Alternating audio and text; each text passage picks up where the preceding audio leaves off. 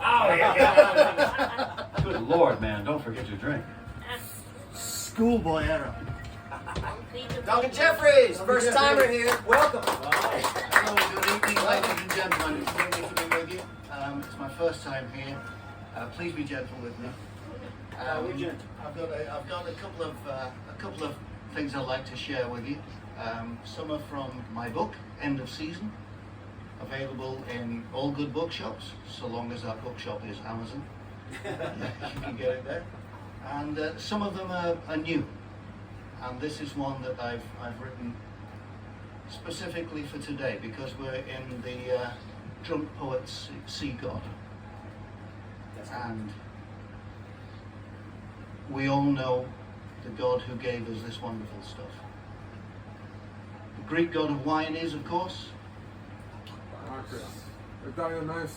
Dionysus, yes. Bacchus is the Roman god. Yeah.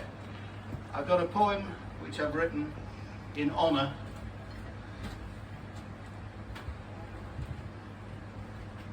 of the great God who gave us this. And we have a refrain, and I would ask you to kindly join me in the refrain.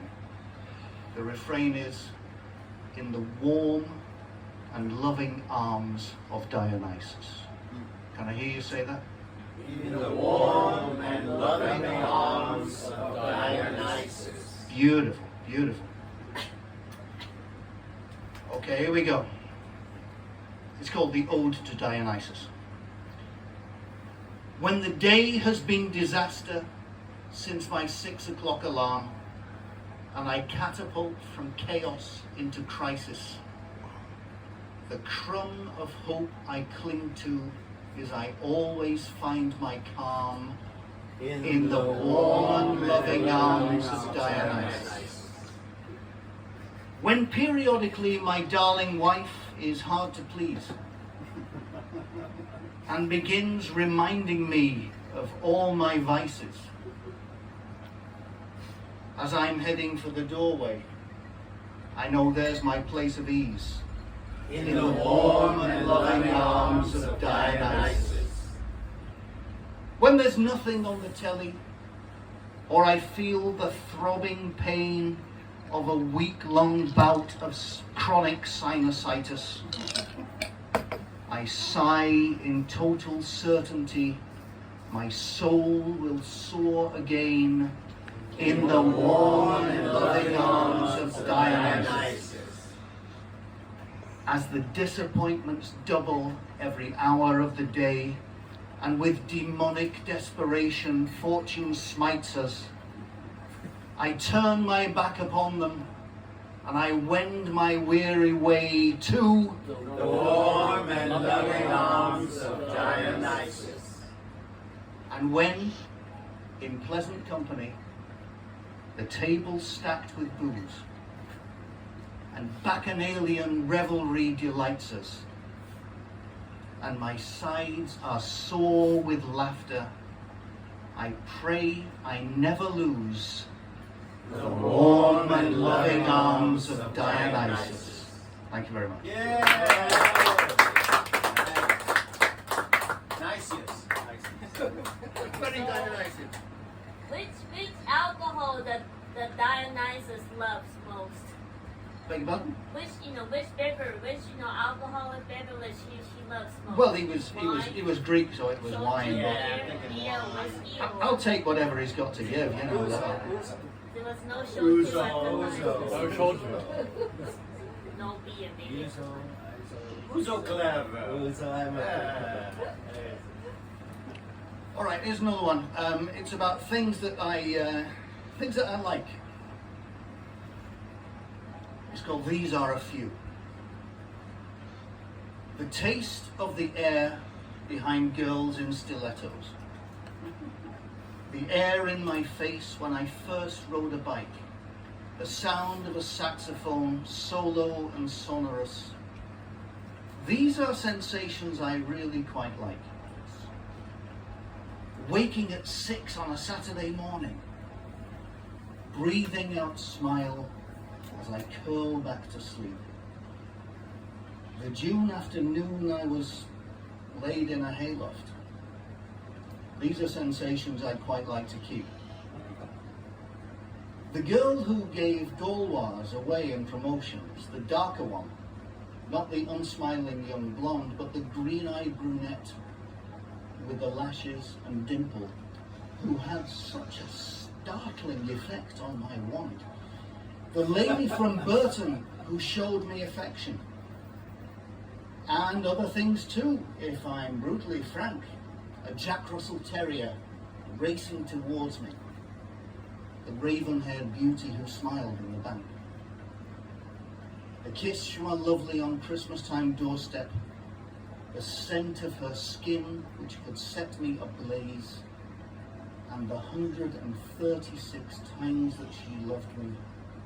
These I will treasure the rest of my days.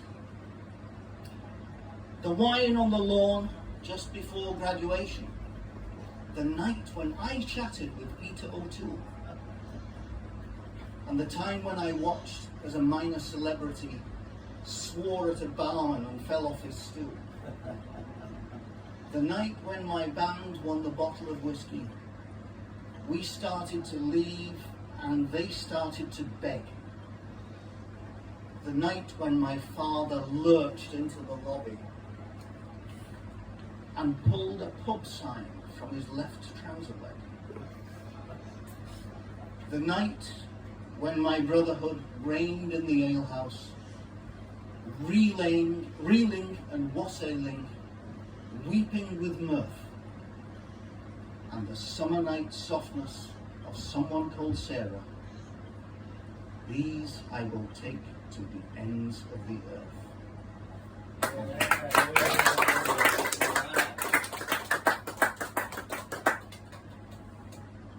I've got 10 minutes, yeah? Okay, right. I've got another one. This is as close as a white man can ever get to rap. So, I hope you like it. It's called Self-Assessment. I'm male, I'm pale, and I'm often frail. I like a pork pie and a pint of ale. I don't like sport, and I don't like cheese. I like fish and chips, and I love mushy peas. I speak my mind, I try to be kind. Rachel Riley might send me blind. I don't like cress, I'm hard to impress, and you'll probably win if you play me at chess. I like my food, and jokes which are crude.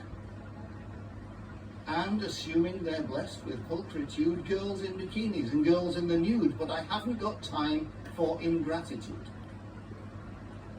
I like drinking Guinness, I like drinking tea. I'll be civil to you if you're civil to me. My money gets spent, dogs make me content. I pass myself off as a civilized gent. I miss my mum, I miss my dad, and I'm thankful for every moment we had.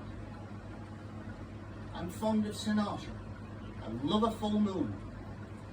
If I'm safely indoors, I enjoy a typhoon. I can be a curmudgeon, I sometimes grouch.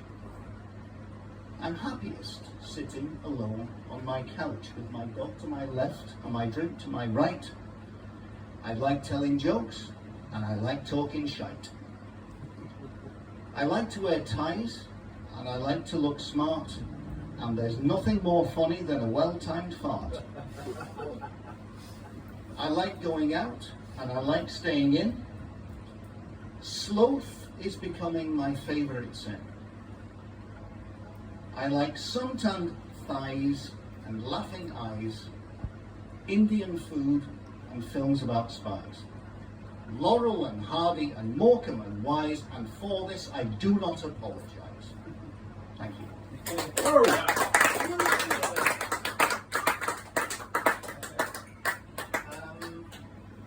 Okay, my last one. I shouldn't have turned the phone off. It's a song I wrote for my daughter. Oh no! I've got one more. Have we got time? Well, where's one more? Okay. I've got. It's not. I can't say it's a love song. It's a poem about a former boss, and whatever the opposite of a love song is, it's that. It's called The Pointless Man. When making lists of pardon me a moment. That's him.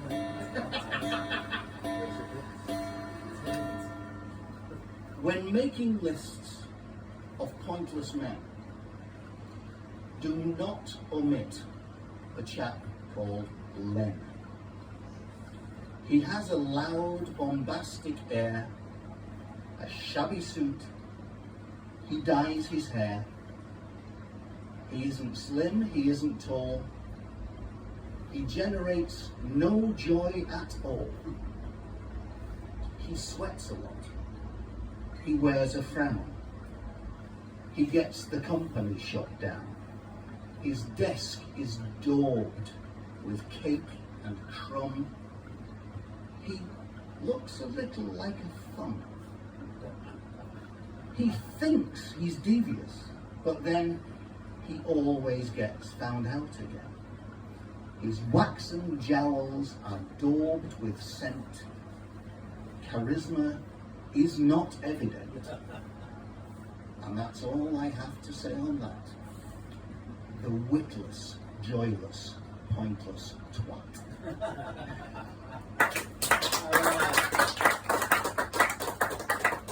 And my final one, this is quite an emotional one for me. This is about my daughter. She's 20 years old now. She's the most wonderful thing that ever happened to me. Very proud of her. And it's called Not My Baby Anymore.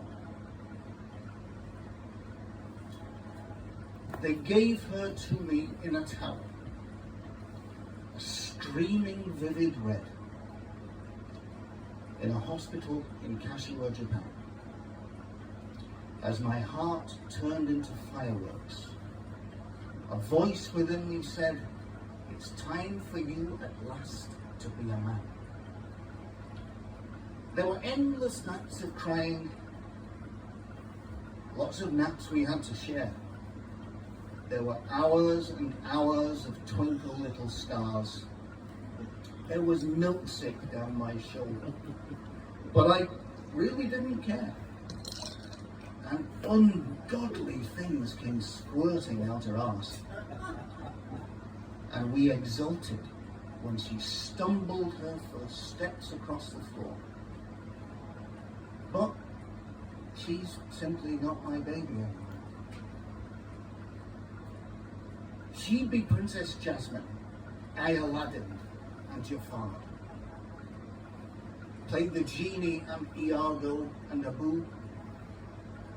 I became the Cave of Wonders and the nasty palace guard. And sometimes we made up some people too. We watched Disney films, Ghibli films, played every chance we had. I read to her, and then she read to me. She was my devoted daughter, I was her delighted dad. She learned to ride a bike and climb a tree. We built castles in the air and in sand upon the shore. But she's simply not my baby anymore. Then came time for schools, and for lessons, and for tests, and for homework, and athletics, and brass bands. And I helped her when I could, and she would always do her best. But suddenly, there's time upon my hands. She started doing kendo, and they hit her with a stick. And that's not a sight a father likes to see. But she gave back what was given, and she beat that little prick. And I saw in her defiance part of me. And my silly jokes were not as well received as once before, because she's simply not my baby anymore. Then school was done. She came of age. She got that bloody phone. And she's learning to embrace her seniority. She's bolted doored in bedroom on the rare times that she's home. And it's clear that I'm no longer her priority. And far too soon, somebody cool will take her out at night. Somebody tall and young who makes her smile. And I'll wear the mask of friendliness and try to be polite. And I dread the day I walk her down the aisle. But don't misunderstand. I'm sentimental. I'm not sad. Because although she's not my baby, I will always be her dad. Thank you. Yeah!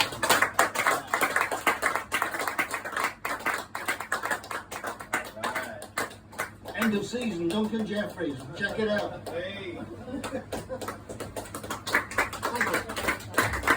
Thank you. That was wonderful. Oh, there we go. Absolutely wonderful. Thank you. Highly relatable as the father of a 24-year-old as well.